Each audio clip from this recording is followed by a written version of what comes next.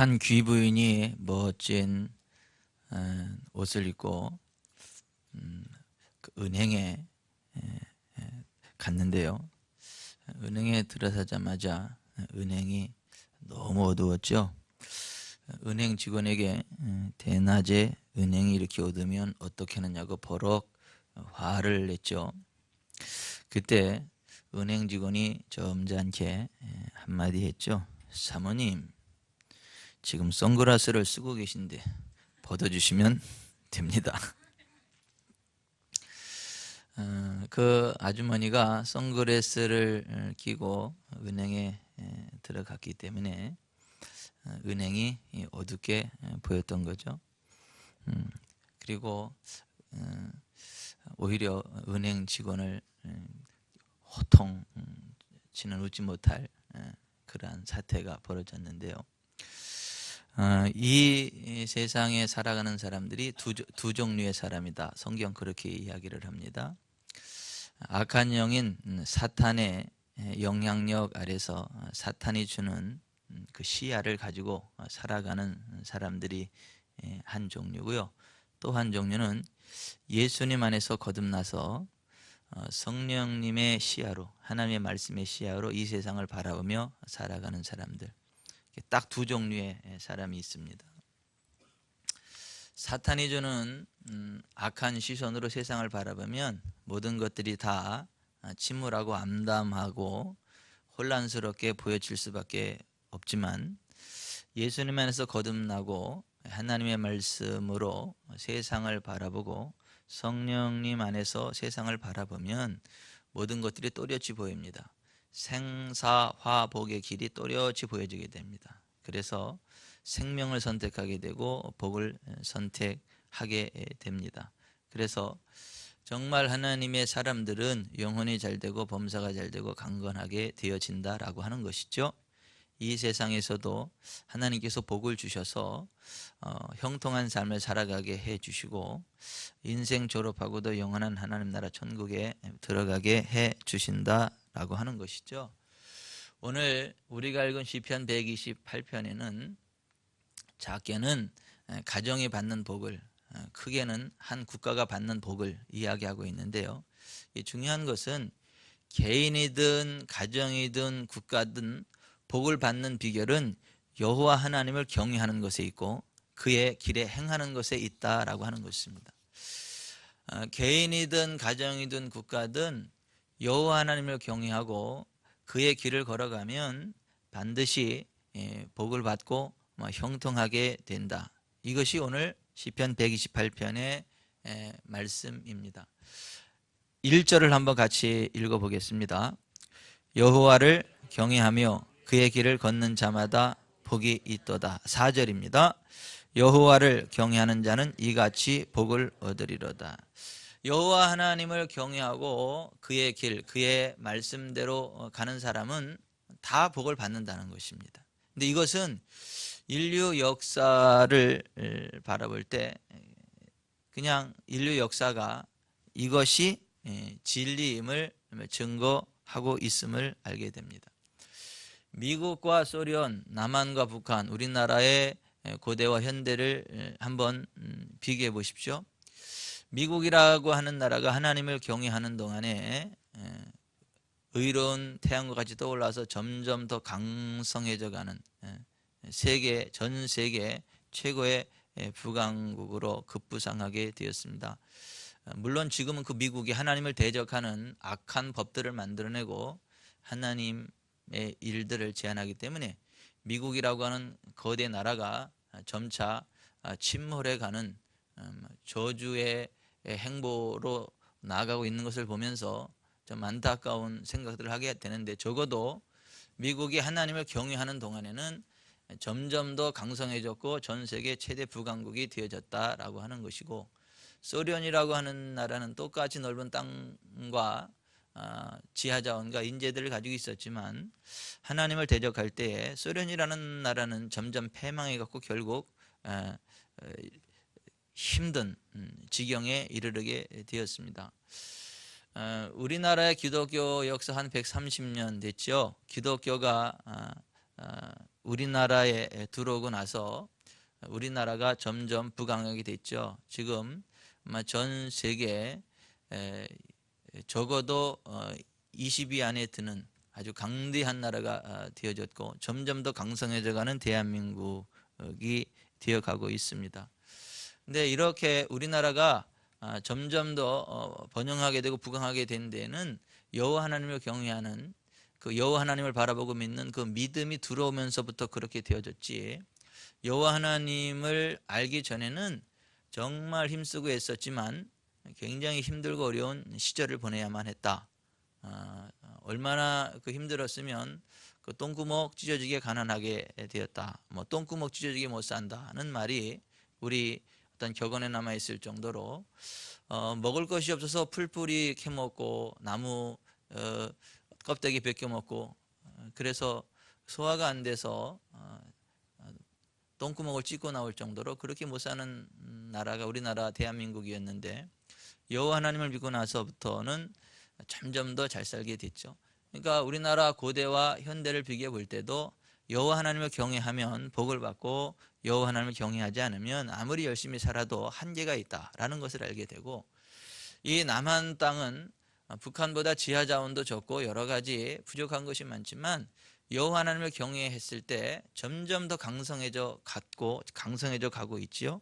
근데 북한은 하나님을 대적하지 않습니까? 여호와 하나님을 무시하지 않습니까? 그 북한 땅은 지금 어떻게 되고 있나요? 땅이 다 벌거숭이 땅이 되어 있고 수백만이 굶어 죽었고 지금도 수많은 사람들이 굶어 죽어가고 있는 땅, 아주 저주스러운 땅이 북한 땅입니다. 그러한 모든 생사화복의 어떤 그 분수령이 무엇이냐라고 하는 것이죠. 겸손히 여호와 하나님을 경외하면 복을 받게 되고요, 번성하게 되고 형통하게 되지만 여호와 하나님을 대적하면, 여호와 하나님을 믿고 의지하지 않으면 그 삶이 저주스럽게 되어진다라고 하는 것입니다. 그래서 오늘 우리가 읽은 시편 128편에는 여호와를 경외하며 그의 길을 걷는 자마다 복이 있다, 여호와를 경외하는 자는 이같이 복을 받을 것이다 라고 말씀하고 있지 않습니까? 우리가 여호와 하나님을 경외할 때에, 하나님의 말씀의 길을 걸어갈 때에 어떤 복을 받게 됩니까? 2절 같이 읽어봅니다. 내가 내 손이 수고한 대로 먹을 것이라, 내가 복되고 형통하리로다. 자신의 손이 수고한 대로 먹는 복을 받게 된다라고 하는 것입니다. 여러분, 내가 일해서 잘 먹고 사는 게 무슨 복인가 이렇게 생각할지 모르겠지만, 여러분, 이 세상은 누구나 다 열심히 일합니다. 그런데 일해도 그게 뜻대로 되지 않는 것이고, 내가 열심히 일해도 아마 부도나고 내가 열심히 일해도 사기 맞고 그래서 못 사는 것이지, 게을러서 못 사는 사람은 거의 없습니다. 근데 여호와 하나님을 경외할 때에 받는 복은 뭐냐면 자기의 손이 수고한 대로 먹는 복을 받게 된다라고 하는 것입니다. 28년 동안 오로지 일 속에 파묻혀서 회사를 키워온 어떤 기업인이 있었죠. 그는 회사를 키우기 위해 매일 5시간 이상을 자본 적이 없고 자녀들과 함께 한 주간도 해외여행을 해본 일도 없습니다. 그러던 어느 날 IMF 사태가 터지고 6개월 만에 회사가 남의 손으로 넘어갔습니다. 그가 남긴 말은 얻은 것도 남은 것도 없다. 28년 그렇게 잠 못 자고 먹지 못하고 쓰지 못하고 그렇게 28년을 한결같이 달려왔는데 한순간 얻은 것도 없고 남은 것도 없다, 이런 허탈한 상태가 되어졌다라고 하는 것입니다. 우리가 이 세상 살아가는 동안에 열심히 살아가는 것도 중요하고 최선을 다하는 것도 중요한데, 그것이 복이 되려면 여호와 하나님이 도와주셔야 됩니다. 여호와 하나님을 경외할 때 자기의 손이 수고한 대로 먹게 되는 복을 받는다라고 하는 것입니다. 여러분, 하나님 없이 열심히 일을 해서 또 돈을 많이 모아놨고 부족함이 없이 모든 것들을 넉넉히 채워놨을지라도 하나님이 그 영혼 불러가면 그거 아무 의미 없는 허무한 인생으로 끝나고 마는 것입니다. 실제로 누가복음 12장에 보면 한 부자가 너무 사업이 잘 돼가지고요, 주체할 수가 없어서 그냥 막 창고를 더 짓고 너무나 많은 그 재산을 축적을 해서 야 이제 남은 생에는 좀 먹고 마시고 즐거워하자. 이제 그렇게 마음을 먹었죠. 그랬더니 그날 밤에 하나님이 뭐라고 말씀하시냐면 어리석은 자요 오늘 밤에 내 영혼을 도로 찾으리니 그러면 내 준비한 것이 누구의 것이 되겠느냐라고 말씀하셨어요. 같이 해보십시다. 어리석은 자요 오늘 밤에 내 영혼을 도로 찾으리니 그러면 내 준비한 것이 누구의 것이 되겠느냐. 허무한 인생으로 끝나는 거예요. 정말 우리가 열심히 일하고 손이 수고한 대로 먹고 그것을 즐기는 삶을 살아가려면 하나님이 도와주셔야 되는데요. 우리가 일한 것을 누릴 수 있도록 하나님이 기회를 주셔야 된다라고 하는 것입니다. 더글라스 맥가더가 이런 얘기를 했어요. 신앙이 있으면 언제나 젊고 의심이 있으면 늙는다. 자신을 가지고 있으면 젊고 두려움을 가지면 늙는다. 희망을 품으면 젊고 절망을 품으면 늙는다.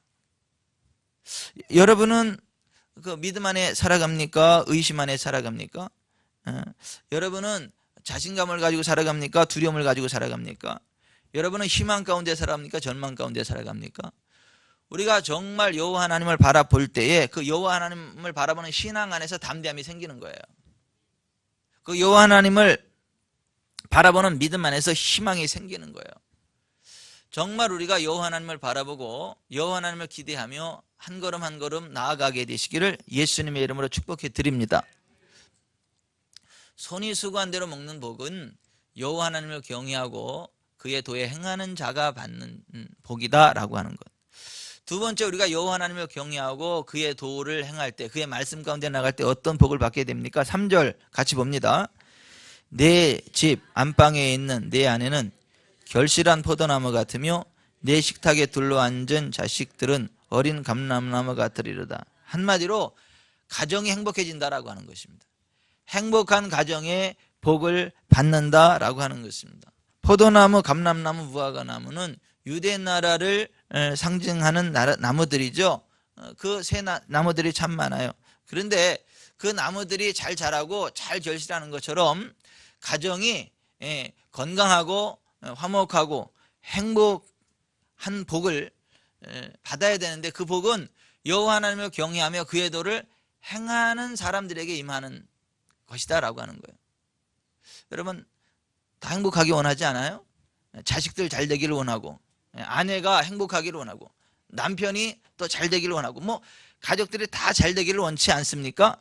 근데 아내는 아내대로 잘 되고 자식은 자식대로 잘 되고 남편은 남편대로 잘 되고 그러니까 가족 전체가 행복해지는 이 복이 누구에게 임하느냐는 거죠. 여호와 하나님을 경외하며 그의 도를 행하는 자들에게 막 그런 은혜가 임한다라고 하는 것입니다. 여러분 돈만 많다고 행복한 가정 되는 거 아닙니다. 여러분 공부 많이 해서 무슨 박사 학위를 따고 무슨 좋은 직장을 가졌다 그래서 그거 행복한 가정 이룰 수 있는 거 아닙니다. 여러분 뭐 몸만 건강하다 그래서 뭐 그 세상에 뭐 아는 사람 많다 그래서 이게 행복한 가정이 되는 게 아닙니다. 물론 그런 것들이 있으면 조금 도움이 되는 것은 맞지만 정말 그 가정의 행복은 여호와 하나님을 경외하고 그의 말씀 안에 살아가는 것으로부터 나온다라고 하는 것입니다. 뭐 여러분들에게 뭐 기왕이면 돈도 많기를 바랍니다. 기왕이면 건강하기를 바랍니다. 기왕이면 하는 일도 잘 되기를 바라고요. 기왕이면 뭐 좋은 사람들도 많이 알기를 바랍니다. 그런데 그것과 별도로 정말 하나님이 주시는 행복한 가정을 이루시기를 주 예수 그리스도의 이름으로 축원해 드립니다. 여호와 하나님을 경외하고 그의 길에 행할 때에 받는 복이 행복한 가정의 복이다라고 하는 것입니다. 그 미국의 메가 트렌즈라고 하는 베스트셀러가 있어요. 그 책은 정보화 시대에 접어들면서 일어나게 될 세 가지 위기를 경고하고 있는데요. 첫째, 가치관의 붕괴라는 위기입니다. 이제 정보화 시대가 되면서 전통적 가치관이 무너지고 지난날의 윤리와 도덕의 기준이 붕괴된다라고 하는 것이고, 두 번째 위기는 합법적 지도자들의 권위가 무너진다라고 하는 것입니다. 그 어떤 권위도 인정하지 않는 풍토 때문에 사회 공동체가 혼미에 빠지게 된다라고 하는 것입니다. 정말 이 시대가 그렇지 않습니까? 전통적 가치관 인정하지 않죠. 또 합법적 권위 인정하지 않죠. 요즘 뭐 학생들이 뭐 선생님들이 권위 인정하나요? 자식들이 부모 권위 인정하나요? 뭐 성도들이 목사 권위 인정하나요? 뭐 국민들이 대통령 권위 인정하나요? 아주 입에 담기도 민망할 정도의 막말들을 막 쏟아내죠. 이 시대가 그러한 위기 상황 가운데 지금 빠져가고 있다라고 하는 것입니다. 이 정보화 시대의 그 세 번째 위기는 가정과 교회가 형식화되고 기관화됨으로써 가정과 교회의 참 의미를 상실하게 된다라고 하는 것이죠. 이 가정 굉장히 중요합니다. 가정이 무너지면 사회가 무너지고 국가가 무너지게 된다라고 하는 것입니다. 그러니까 건강한 국가의 기초는 가정이에요. 가정이 무너지면 국가 무너지는 것입니다. 그러니까 지금 이 가정의 붕괴를 도모하는 그러한 모든 사상과 제도, 법, 그러한 정치인들의 행보는 이 나라를 망국의 길로 이끌어가는 아주 위험한 사람들이고 위험한 행동들이다라고 하는 것입니다. 동성애 하면 가정 당연히 깨지죠. 간통죄 없으면 당연히 가정 깨지죠. 학생들의 인권을 존중한다고 하고 선생님들의 권위를 실추시키면 당연히 마땅히 배워야 될 것들을 배우지 못하죠. 사회적 권위가 무너져 나가죠. 여러분, 전통적인 가치 체계를 무너뜨리는 거 이거 굉장히 위험한 것입니다. 또 권위 체계를 무너뜨리는 거 이거 굉장히 위험한 것입니다. 정말 가정이 믿음 안에서 하나님의 은혜 안에서 건강하게 서갈 때 이 사회가 건강해지는 것입니다. 이 국가가 건강해지는 것입니다. 야곱이 20년 하란에서의 이민 생활을 하는 동안 부자가 됐어요. 이제 부자가 되기는 했는데 이제 다시 고향으로 이제 돌아와야 되는 상황이 돼서 이제 20년 하란에서의 이민 생활을 청산하고 가족들과 함께 고향으로 돌아오게 됐죠. 숫곳이라고 하는 곳에서 집과 우리간을 짓고 가나안 땅 세겜에 장막을 치고 얼마 못 되던 어느 날 야곱의 외동딸 디나가 그 동네의 추장 아들에게 성폭행을 당했죠. 디나는 그 동네 여인들의 몸치장을 구경하기 위해 동네를 돌아다니다가 그만 추장의 아들의 눈에 띄게 되었고 몹쓸 짓을 당하게 되었던 거죠. 그 디나의 오라비들이 그 사실을 알고 분노했죠. 그래서 이 원수를 어떻게 갚을까 고민을 하다가 그 동네 사람들에게 가서 너희가 다 할례를 받으면 내 동생을 너희들한테 시집 보내줄 거고 너희들과 우리가 통혼하면서 함께 살겠다라고 하는 거짓 계략을 꾸몄습니다. 그랬을 때 그 세겜 족속들이 그 디나 오라비들의 말을 듣고 세겜 족속들이 다 할례를 받았습니다. 그 동안에 할례 받는 동안 남자들이 움직이기 곤란한 상황이 됐을 때 그 디나의 오빠들이 칼을 들고 가서 그 세겜족의 남자들을 다 죽여버렸어요. 대량 학살을 해버렸습니다. 정말 하나님을 믿는 믿음의 가정답게 경건하게 살아가야 되는데 오히려 피바람을 일으켰죠. 많은 사람들을 죽였죠. 그 가나안 그 세겜족을 그렇게 학살했기 때문에 그 주변에 있는 가나안 족속들이 그걸 그냥 둘 리가 없죠. 그들이 몰려와서 야곱의 집 전체를 도륙할 위기 상황 가운데 빠지게 되었습니다. 이 사람이 이 감정에 확 빠지다 보면 앞뒤 안 가리죠. 뭐 뒷일 뒷수습할 생각 안 하고 무조건 일을 저지르고 보죠. 지금 야곱의 집안에 좀 그러한 사태가 벌어진 거예요. 야곱이 너무 두려웠습니다. 이 상태로 있다가는 지금 가나안 족속들이 다 몰려와서 우리를 다 도륙해 버릴 건데 이거 어쩌면 좋겠나. 두려워 떨면서 하나님을 바라봤어요. 그랬더니 하나님께서 야곱에게 이렇게 말씀하십니다. 일어나 베델로 올라가서 거기 거주하며 내가 내 형 에서의 낯을 피하여 도망하던 때에 네게 나타났던 하나님께 거기서 제단을 쌓으라. 그러니까 가정신앙을 회복하라고 하는 거예요. 예배의 제단을 회복해라라고 하는 것입니다. 하나님 중심의 믿음을 다시 한번 회복하라고 하는 것이에요. 여러분, 하나님의 은혜로 모든 것들이 다 잘 되어 갈 때에 하나님을 바라보는 그 예배하는 신앙이 무너져 내린다면, 하나님을 바라보는 그 신앙이 무너져 내린다라고 한다면 한순간 그 가정은 위기 가운데 떨어질 수밖에 없다라고 하는 것입니다. 하나님을 떠나면요, 그 가정이 콩가루 가정이 될 수밖에 없습니다. 한 지붕 아래 같이 살지만 그냥 남남으로 살아가는 경우들이 굉장히 많습니다. 그래서 가정이 믿음으로 하나 된다는 거 굉장히 중요합니다. 예배로 하나 된다는 거 이거 굉장히 중요합니다. 기도로 하나 된다는 거 굉장히 중요합니다. 적어도 일주일에 한 번 정도 주일 저녁만큼만이라도 가족들이 모여서 가정 예배 드리는 거, 이거 사느냐 죽느냐를 결정짓는 것만큼 중요한 일이다. 가족 전체가 모여가지고 같이 기도하고 말씀 보고 하나님 앞에 서게 될 때에 그 가정에 하나님의 영광이 임합니다. 하나님의 복이 임합니다. 그 예배 가운데에 신뢰관계가 회복이 되고요, 사랑이 회복이 됩니다. 그래서 적어도 일주일에 한 번 정도 가정 예배 드리는 것은 사느냐 죽느냐를 결정지을 만큼 중요하다. 정말 이 가정이 건강한 가정을 쓸 거냐, 아니면 콩가루 집안이 돼서 그냥 겉으로 드러난 것만 한 가족이지 실제로는 그냥 다 떨어진 그러한 삶을 살아갈 거냐. 남편 가는 길 따로 있고 아내 가는 길 따로 있고 자식들 가는 길 따로 있고, 이 콩가루 집안이다라고 하는 것이죠. 대화도 없고 사랑도 없고.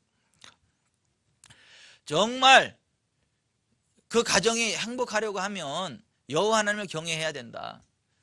그의 말씀 가운데 나아가야 된다. 기도의 자리로 나아가야 되고 예배의 자리로 나아가야 된다. 지금 하나님이 야곱에게 하시는 말씀이 그 말씀입니다. 그러므로 여러분, 일어나서 하나님을 예배하는 자리로 나아가시길 바랍니다. 정말 가족 전체가 기도할 수 있는 자리로 나아가시기를 바랍니다. 주일 저녁마다 가정 예배 드리시죠? 왜 이렇게 아멘이 우렁차시대? 가정 예배 드리셔야 됩니다. 성전에서 예배 드리는 거 중요합니다. 그런데 가정에서 예배 드리는 것도 중요해요. 어떤 게 더 중요합니까? 둘 다 중요합니다.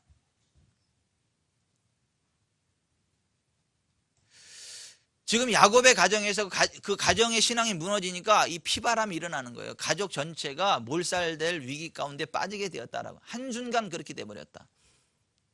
근데 그들이 다시 하나님을 바라보는 믿음을 회복했더니요, 하나님이 그들을 지켜주셨습니다. 사방에서 그들을 공격하지 못하도록 거룩한 두려움으로 그들을 이렇게 덮어주셨고요. 그래서 그들이 안전하게 다시금 하나님 주시는 복된 삶의 자리로 나아갈 수 있도록 인도해 주셨다라고 하는 것입니다. 행복한 가정은요, 믿음 안에 있습니다. 여호와 하나님을 경외하는 것에 있습니다. 세 번째, 여호와 하나님을 경외하고 그의 길에 행하는 사람이 받는 복은 5절 6절 같이 읽어봅니다. 여호와께서 시온에서 내게 복을 주실지어다. 너는 평생에 예루살렘의 번영을 보며 내 자식의 자식을 볼지어다. 이스라엘에게 평강이 있을지어다. 평생에 예루살렘의 번영을 보며 평강을 누리게 된다라고 하는 것입니다. 시온은 하나님의 지상 거처입니다. 하나님은 시온에 머물면서 복을 주신다 말씀하십니다. 그래서 유대인은 1년에 3차례 시온에서 주시는 복을 받기 위해 시온산이 있는 예루살렘으로 올라갔습니다. 시온은 예루살렘의 별명이죠. 어느 나라나 수도는 정치, 경제, 사회, 문화, 예술, 교육, 교통의 중심지로 수많은 사람들이 몰려들게 되고 인구 과밀 현상이 일어나게 되죠. 예루살렘의 경우에는 하나님이 거하시는 거룩한 하나님의 도성이었습니다.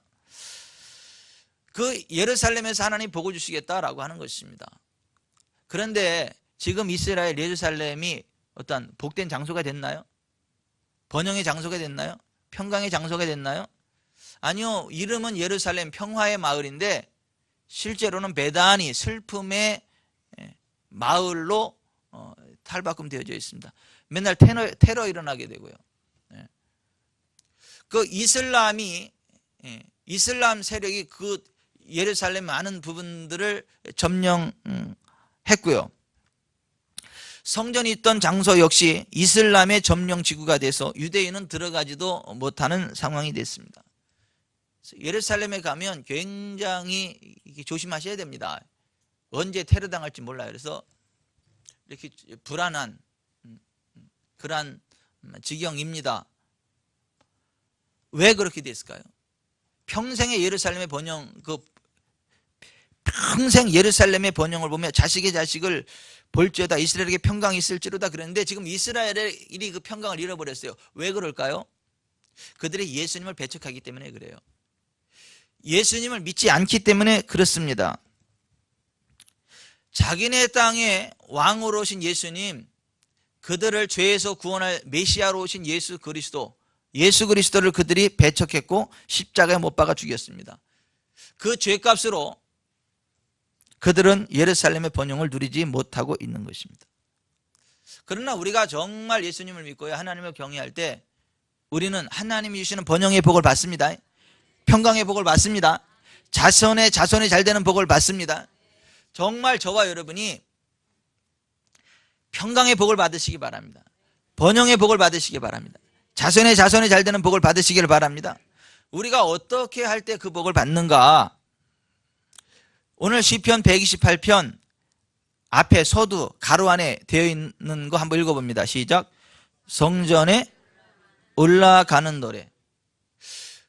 오늘 이 시편 128편은요 성전에 올라가는 노래예요. 하나님을 예배하러, 하나님께 기도하러 성전에 올라가는 사람들만이 받는 복이 이 복이라는 거예요. 성전을 가까이 하며 성전에 올라가서 하나님을 예배하는 사람들이 기대할 수 있는 복이 이것이고, 성전에 올라가서 하나님을 예배하는 자들만이 받을 수 있는 복이 이 복이다라고 하는 거예요. 성전에 올라가는 거, 이거 굉장히 중요합니다. 여러분, 하나님 안에 계신 것이 없으시죠? 시편 기자가 이렇게 고백을 했지요. 내가 주의 영을 떠나 어디로 가며 주의 앞에서 어디로 피하리이까? 내가 하늘에 올라갈지라도 거기 계시며 스올에 내 자리를 펼지라도 거기 계시니이다. 내가 새벽 날개를 치며 바다 끝에 가서 거주할지라도 거기서도 주의 손이 나를 인도하시며 주의 오른손이 나를 붙드시리이다. 시편 기자가 체험한 하나님은 어디든 임재하시는 하나님이더라는 거예요. 어디를 가도 하나님이 계시더라고 하는 거예요. 하나님은 어느 곳에나 계시다는 거예요. 우리가 하나님의 눈을 피할 수가 없다라고 하는 거예요. 그런데 하나님은 뭐라고 말씀하시느냐 하면 하박국 2장 20절에 오직 여호와는 그 성전에 계시니 온 땅은 그 앞에서 잠잠할지니라. 따라서 하십시다. 오직 여호와는 그 성전에 계시니 온 땅은 그 앞에서 잠잠할지니라. 이게 하박국이 한 얘기가 아니에요. 물론 호박국이 한 얘기도 아닙니다. 감자국이 한 얘기도 아니에요. 누가 한 얘기예요? 여호와 하나님 자신이 하신 말씀이에요. 오직 여호와는 그 성전에 계시니 온 땅은 그 앞에서 잠잠할지어다. 이게 하나님의 선언이에요.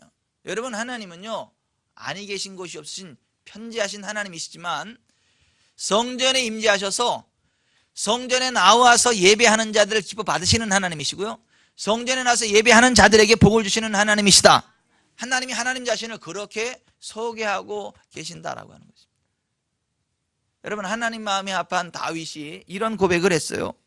사람이 내게 말하기를 여호와의 집에 올라가자 할 때에 내가 기뻐하였도다. 따라서 하십시다. 사람들이 내게 말하기를 여호와의 집에 올라가자 할 때 내가 기뻐하였도다. 여러분, 성전에 나와서 예배하는 거, 이거 굉장히 중요합니다. 여러분, 가까운 사람일수록 예의를 지켜야 되는 거 아시죠? 아니, 가까운 사람일수록 예의를 지켜야 되는 거 아시죠? 가까운 사람일수록 예의를 지켜야, 깍듯하게 예의를 지켜야 그 관계가 점점 더 좋은 관계가 되는 거예요. 여러분, 사랑하는 사람일수록 자주 봐야 된다는 거 아시죠? 안 보면 사랑 식어져요.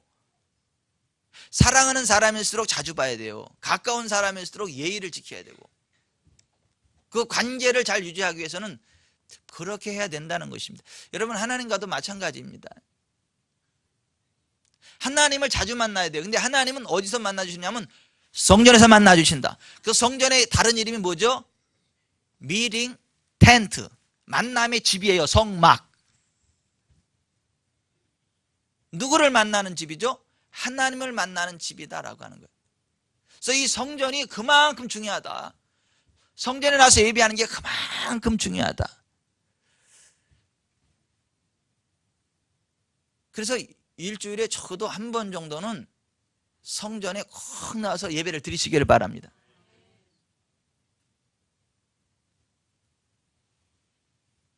사람도 안 보면 사랑이 식어져요.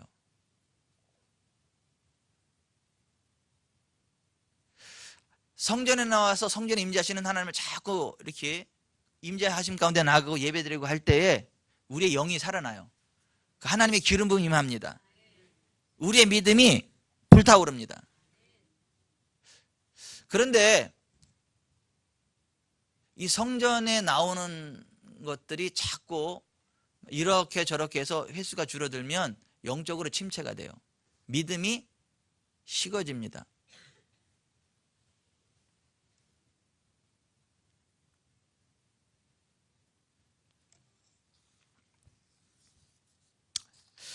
여러분, 성전에 계신 여호와 하나님을 향한 예배의 열정이 활활 타오르시기를 주 예수 그리스도의 이름으로 축원해 드립니다.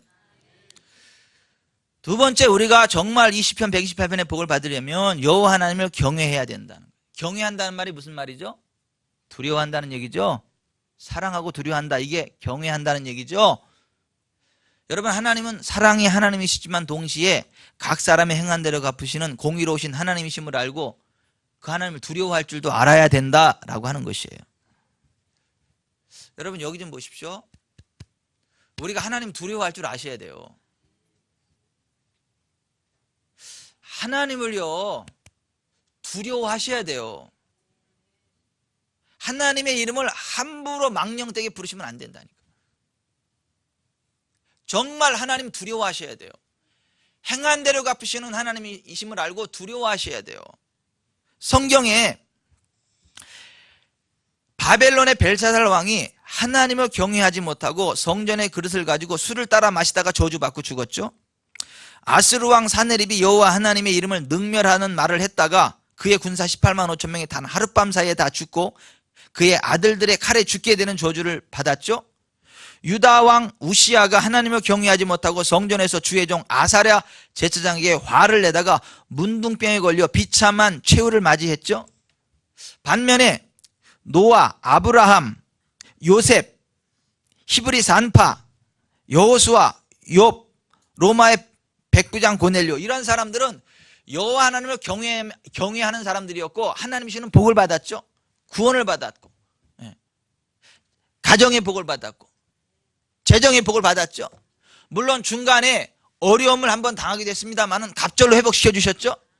정말 우리가 여호와 하나님을 경외하면 그 복을 받아요. 그런데 여호와 하나님을 경외하지 않고 여호와 하나님을 만으로 여기시고요, 함부로 하나님을 대하면 그 복 받지 못합니다. 정말 하나님을 두려워할 줄 알아야 돼요. 하나님의 이름을 가지고 함부로 농담하고 그러시면 안 됩니다.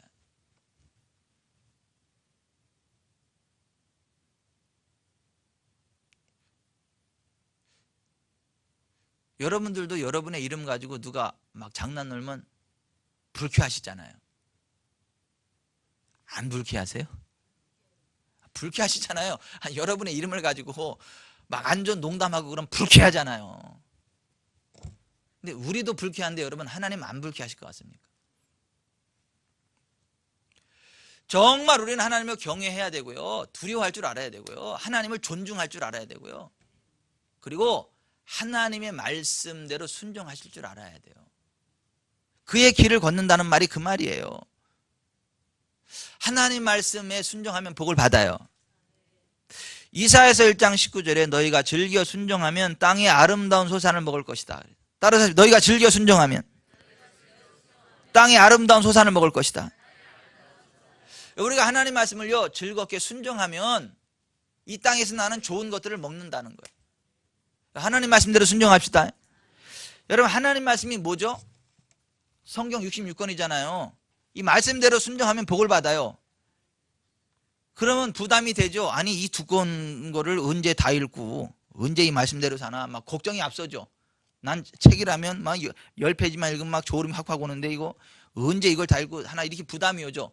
그래서 하나님이 그러한 사람들 책 안 읽는 사람들을 위해서 요점 정리 10가지를 해주셨어. 십계명. 그래서 그냥 10가지로 다 이 성경을 10가지 핵심으로 요약 정리를 해주셨어. 그 10가지. 너는 나 외에 다른 신들을 내게 드리지 말라. 너를 위해 새긴 우상을 만들지 말며 섬기지 말아라. 내 하나님 여호와의 이름을 망령되이 일컬지 말라. 안식일을 기억하여 거룩히 지켜라. 내 부모를 공경하라. 살인하지 말라. 간음하지 말라. 도둑질하지 말라. 내 이웃에 대하여 거짓 증거하지 말라. 내 이웃의 집을 탐내지 말라. 이렇게 10가지로 요약을 해주셨어요.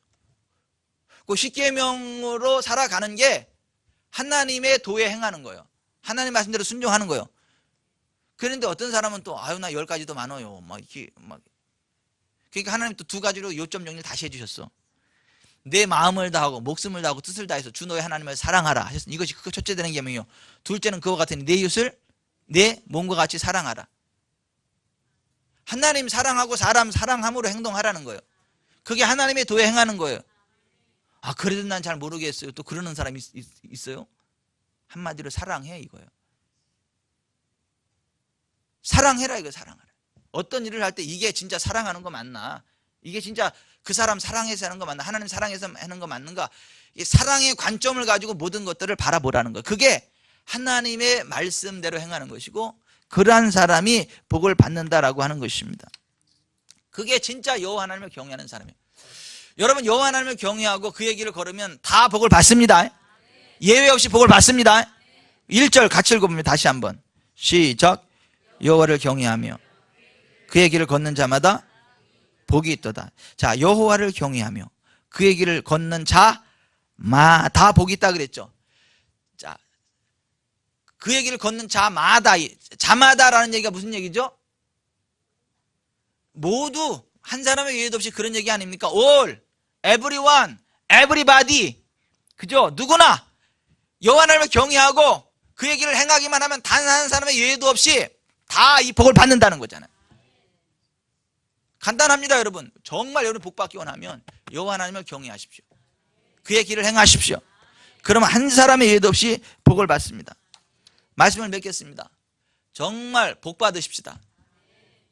열심히 일할 수 있는 건강과 일할 수 있는 현장과 일한 것을 거두고 그것을 먹는 복을 받읍시다. 행복한 가정의 복을 받읍시다. 평생의 예루살렘의 번영을 보고 자식이 잘 되는 것을 봅시다. 우리가 여호와 하나님을 경외할 때 그의 도에 행할 때 그 복을 받는다라고 말씀하셨습니다. 기도하겠습니다.